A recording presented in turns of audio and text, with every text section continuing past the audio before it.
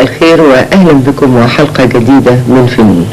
في حلقة اليوم من البرنامج نتكلم عن الموسيقى الإلكترونية. ما الفرق بين الموسيقى الإلكترونية والموسيقى التقليدية؟ ما مفهوم الموسيقى الإلكترونية ومتى بدأت؟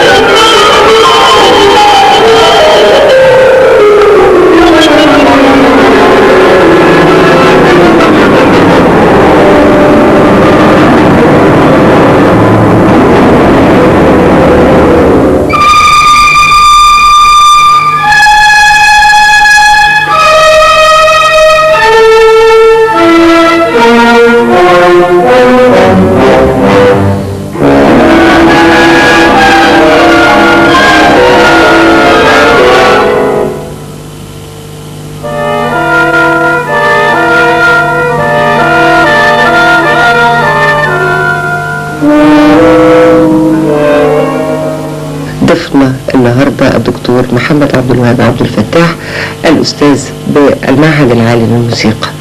أهلا بيك. أهلا بيك. دكتور محمد، الأول هنفهم ما هو مفهوم الموسيقى الإلكترونية، يعني إيه موسيقى إلكترونية؟ هو الموسيقى الإلكترونية أساسا معروف أن الموسيقى التقليدية مصدر الصوت أصلا بيبقى من صوت آلة تقليدية اللي هي بيصدر عادة، يعني لو آلة وترية يبقى صندوق رنان وأوتار. في مجال الموسيقى الإلكترونية يمكن لأول مرة في تاريخ الموسيقى العالمية في منتصف هذا القرن بيصدر الصوت من مصدر كهربي عبارة عن مولد ذبذبات اسمه السوليتر. بيقدر يخلق ترددات معينة ويخلق صوت أو درجة صوتية معينة، فيبقى إذا الموسيقى الإلكترونية مصدر كهربي. دي بدأت حاجة بتقول من منتصف هذا القرن. منتصف هذا القرن. يعني الموسيقى الإلكترونية بدأت من منتصف هذا القرن. طبعا بالتحديد ما نقدرش نقول البداية تبقى محددة كده يعني، لكن هي ليها طبعا قبل كده إرهاصات يعني. إيه الإرهاصات اللي قبل كده؟ استخدام نقدر نقول الميكروفون. الميكروفون في حد ذاته هو في حاجة مهمة جدا، يعني الناس المتخصصين في الموسيقى الإلكترونية بيقولوا ان الصوت الطبيعي اللي هو بيصدر من آلة طبيعية بيصل مباشرة إلى أذن المستمع، هو ده الموسيقى التقليدية. أي وسيط تاني حتى لو كان الميكروفون حتى لو سماعة يبقى دخل في إطار الموسيقى الإلكترونية. يعني إذا إحنا لما بسمع موسيقى أم كلثوم من خلال الراديو في الحالة دي ما أقدرش عليها أسميها موسيقى أكوستيكية يعني أو موسيقى طبيعية. فدي اللي نقدر نقول البدايات. أي صوت حتى لو الصوت البشري وصل من خلال الميكروفون إذا في عنصر آخر. طالما تواجد أي وسيط يبقى إذا في هذه الحالة ما أصبح يعني موسيقى تقليدية بالمعنى المفهوم يعني. لذلك بتوع الكلاسيك ما يحبوش خالص الميكروفون. يعني المسارح بتجهز أساسا بدون ميكروفون. أيوة. وفي مشكلة كمان ان الصوت لما بيصدر من السماعة في مجال الموسيقى الكلاسيك يعني اللي هي الموسيقى السيمفونية يعني اقصد عشان خاطر فيها عنصر الهارموني وتداخل الاصوات، الصوت بيطلع من السماعة ويسمع تاني في الميكروفون ويبتدي يرجع تاني في السماعة، فبيعمل دايرة كده بتشوشر على الصوت الطبيعي التقليدي.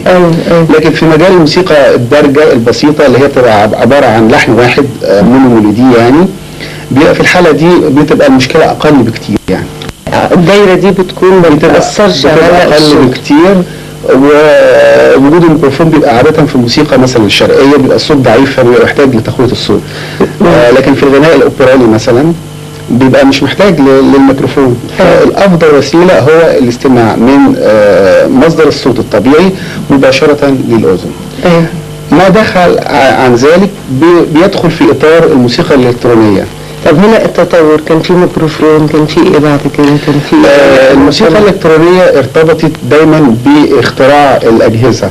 يعني أولا التسجيل، جهاز التسجيل ده اللي هو الشريط المغناطيسي اللي يسجل عليه وممكن استعادة الصوت مرة أخرى. اللي احنا دايما بنقول عليه ريكوردر. الريكوردر ده أحد المحطات المهمة جدا في مجال الموسيقى الإلكترونية.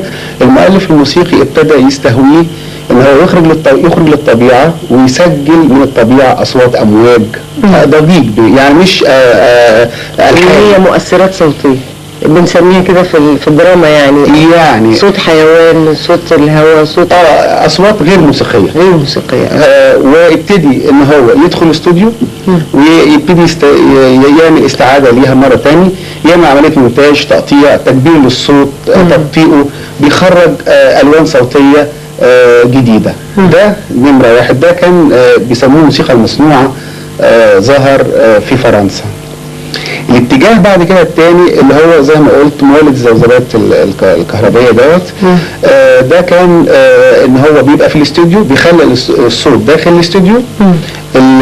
الصوت بيبقى مصدر كهربي بحت ويبتدي بيخلق اصوات برضو داخل الاستوديو. ده مش من الطبيعة بقى، من داخل الاستوديو بيخلق اصوات من الجهاز نفسه. من داخل ولا منين؟ من داخل الجهاز. من داخل الجهاز اللي هو السنتسايزر، يعني هو الاصوات الكهربائيه. كان بيسجل اصوات من الطبيعه. بعد كده اصبح بيخلق الاصوات لا مش بعد كده، ده تقريبا في نفس الزمن. بس ده كان في فرنسا، والاتجاه الثاني كان في المانيا. كويس.